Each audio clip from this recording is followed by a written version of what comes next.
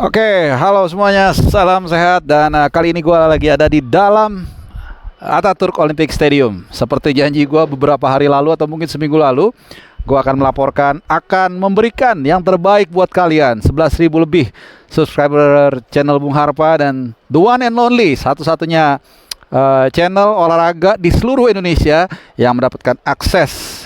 Ini langsung nih, kita lihat ya, langsung ke final Liga Champions musim 2022-2023 karena nggak gampang dapetinnya. Dan gue mau sedikit cerita sebelum nanti ke presscon. Jadi pas gue nge-apply ke Europa League, Conference League dan juga Champions League, itu gue udah sempat pesimis teman-teman, karena Europa League gue ditolak. Ya akhirnya gue berpikir ya mungkin Champions League kayaknya nggak mungkin. Tapi ternyata keberuntungan, gue nggak bilang karena gue siapa-siapa. Ya channel yang kalian subscribe ini nggak banyak, cuma 11 ribuan, kecil dibandingkan mungkin channel-channel yang lain. Tapi gue beruntung bisa bercerita ke kalian. Dan mungkin juga kalian merasa beruntung karena bisa mendapatkan sajian yang lengkap, otentik dan juga update langsung jelang final Liga Champions kali ini dari Istanbul, Turki. Ini final yang diadakan di belakang gua ini yang kedua dalam 18 tahun terakhir. Semua kita tahu di tempat inilah 2005 Liverpool mencetak sejarah dengan menghajar AC Milan melalui adu penalti setelah bermain 3-3. Dan stadion yang sangat megah, berkapasitas kurang lebih 75.000 tempat duduk. Mungkin kurang lebih sebesar Senayan, dan namanya pun mirip dengan seperti GBK, dinamakan dengan nama founding fathers mereka, yaitu Ataturk. Ya, ini seperti Bung Karno-nya Indonesia. Anyway, ini stadion yang sangat bersejarah, stadion yang juga sangat monumental. Mungkin ini gue geser sedikit biar gak terlalu mengganggu, tapi tetap mengganggu, it's okay ya. Yang penting kontennya gak mengganggu, isinya gak mengganggu. Dan gue mau sedikit cerita pengalaman setiap datang ke stadion. Walaupun gue sudah beberapa kali datang ke pentas event dunia dengan stadion-stadion besar, tapi setiap mendatangi stadion yang baru, yang mungkin selama ini gue dengar selalu membuat bulu kuduk merinding. Kenapa? Karena kita selalu misalnya teringat-ingat dengan kisah yang kita dengar, kita lihat, kita tonton, dan kemudian kita datengin. Itu sesuatu yang luar biasa ya teman-teman ya. Dan ya gue bercerita ini bukan dalam kapasitas apapun, bukan maksudnya apapun, tapi mungkin bisa memberikan inspirasi juga sedikit buat kalian, supaya jagalah mimpi itu, rajut pelan-pelan. Who knows, siapa tahu satu saat pelan-pelan mimpi itu akan menghampiri Anda. Atau kalau mimpi itu nggak menghampiri Anda, Anda lah yang akan menghampiri mimpi itu. Who knows, siapa tahu. Oke, itu dia pembukaan gue yang agak sedikit emosional, karena itu yang gue bilang, berapapun kalian ke stadion, dari mulai stadion di GBK, di Manahan, bahkan juga di Gelora Bung Tomo, atau mungkin dimanapun ya, even di Sijalak Harupat atau Gede Bage, semua gue sebut karena gue adalah pecinta sepak bola dan sering ke stadion dimanapun, nggak peduli itu adalah tim A apa tim B, selalu menghadirkan sensasi sendiri. Itu mengapa gue buka video gue kali ini sebelum gue nanti akan mengupdate presscon yang dilakukan oleh kedua tim. Tapi di video gue sebelum ini kan sudah gue angkat hasil presscon dari Inter Milan. Jadi gue akan mengangkat hasil presscon dari Manchester City yang dihadiri. Dan ini agak sedikit berbeda nih sebelum gue lanjutkan. Jadi kalau dulu-dulu yang gue tahu, gue itu terakhir dapat akreditasi Liga Champions itu tahun 2016. Waktu itu di Milan ya teman-teman ya. Dan waktu itu biasanya itu berbarengan antara pelatih dan pemainnya atau kapten biasanya. Jadi pelatih ditemenin sama kapten tim sama satu pemain. Kalau 2009 contohnya ya, waktu MU lawan Barcelona, waktu itu Sir Alex Ferguson itu ditemanin sama kalau nggak salah Ronaldo sama siapa gitu, gue lupa kapten timnya ya. Mungkin bukan Scholes ya, gue lupa. Nah, kalau Guardiola itu ditemenin sama Charles, gue yang ingat Barcelona, Pep itu ditemenin sama Charles Puyol dan Victor Valdes. Nah, kali ini berbeda teman-teman. Jadi pemainnya duluan dan bebas formasinya. Jadi kalau kayak Inter itu langsung tiga-tiganya, Hakan Calhanoglu, kemudian Lautaro Martinez, baru Matteo Darmian. Nah setelah 3 ini selesai, jadi ganti-gantian tuh, kita nanya ke Darmian dulu, siapa yang mau nanya Darmian, siapa yang mau nanya Hakan Calhanoglu, kemudian siapa yang mau nanya Lautaro Martinez, dan seperti di video gue sebelumnya lo harus nonton, gue nanya ke Lautaro dan juga ke Simone Inzaghi. Nah oke, jadi 3 orang ini dulu nih, balik lagi.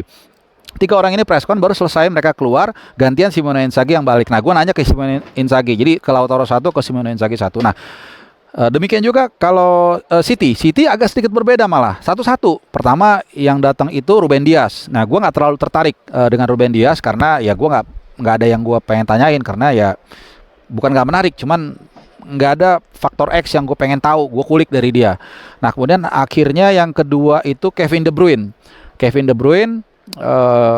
Ya intinya sih memang di sesi City gue nggak dapat kesempatan untuk bertanya, karena ya itu tadi kadang-kadang untung-untungan juga, ngotot-ngototan juga. Mungkin karena gue udah puas di sesi Inter Milan dapat 2 kali nanya, jadi gue jadi agak terlalu ngotot lah. Anyway, pas Pep Guardiola, nah ini gue ngotot, gue mau tanya sebenarnya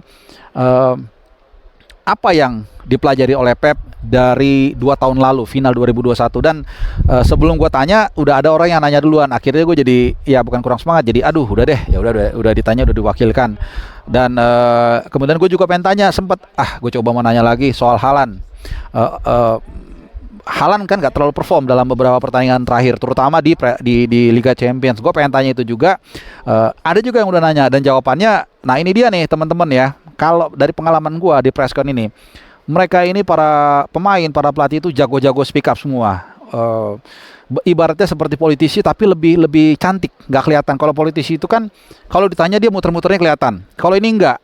Dan kadang-kadang dia bisa menutupi pertanyaan yang kritis itu dengan cara yang jenaka, dan itu sangat keren banget. Misalnya Kevin De Bruyne, teman-teman, waktu ditanya, "Do you think it's like a love at first sight?" Itu apakah ini seperti cinta pada pandangan pertama ketika Anda bermain bersama Haaland? Artinya ini pertanyaan yang ingin mengatakan lu benar-benar kok bisa langsung klik itu, emang karena lu love at first sight atau enggak?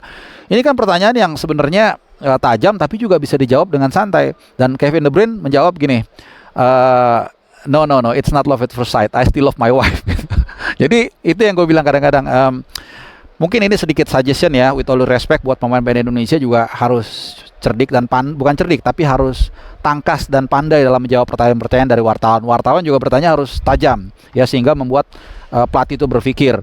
Demikian juga misalnya pertanyaan. Jadi gini, setiap pertanyaan itu kadang-kadang jawaban mereka tuh tipis-tipis gitu ya, tapi dari gestur itu yang bisa kita lihat. Contoh misalnya, dari serangkaian pertanyaan kepada Pep, salah satu yang membuat dia agak serius itu 2. Salah satunya adalah soal itu tadi, apa yang membedakan Anda tim ini atau final kali ini dengan 2 tahun lalu ketika di Porto kalau nggak salah ya, waktu lawan Chelsea. Karena itu memang menjadi benchmark banget, menjadi parameter final seperti ini dibandingkan 2 tahun seperti apa. Nah, kalau kita lihat dari jawabannya, dia menjawab itu mencoba untuk mensoftkan. Dia mengatakan ya intinya kalau dijawab bahasa Indonesia gini lah, intinya kita nggak mau ngeliat ke belakang, itu beda banget situasinya, pemainnya beda, gaya bermainnya beda, lawannya berbeda, seperti itu. Dan De Bruyne juga sempat disinggung soal itu ya, tapi kayaknya mereka tuh sudah ada tim apa namanya ya, tim untuk pressconnya gitu ya, tim apa namanya untuk PR-nya gitu. Jadi supaya jangan menyinggung hal-hal yang membuat persiapannya mereka itu rusak. Artinya 2021 adalah trauma bagi Pep.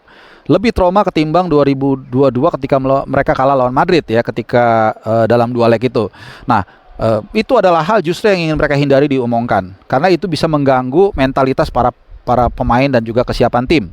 Dan itu pula yang dikatakan oleh De Bruyne terkait dengan situasi ini, bahwa dia mengatakan it's not all about physically. Dia bilang kita kalau sehat bisa aja main setahun penuh, tapi mentality. Nah inilah yang memang coba dijaga oleh para pemain. Jadi final is all about mentality. Di atas kertas betul City difavoritkan menjadi juara, tapi itu tadi kata sebuah pepatah Jerman yang sudah gue translatekan dalam bahasa Indonesia, gue lupa dalam bahasa Jermannya, selalu yang pertama itu selalu sangat sulit, dan itulah yang coba akan dicetak sejarah oleh Pep di belakang gue ini. Apakah akan terjadi miracle of Istanbul yang kedua dengan City menjadi juara yang pertama dalam sejarah, ataukah akan menjadi the grave of Istanbul for City atau kuburan Istanbul bagi City. We don't know, no one knows. Dan tentunya besok akan terjawab siapa yang akan terbaik. Tapi sekali lagi jangan pernah lu tidak nonton channel ini, karena ini adalah satu-satunya channel yang langsung melaporkan dari jantung final Liga Champions musim ini. Terima kasih sudah nonton. Salam sehat dari Istanbul. Ciao.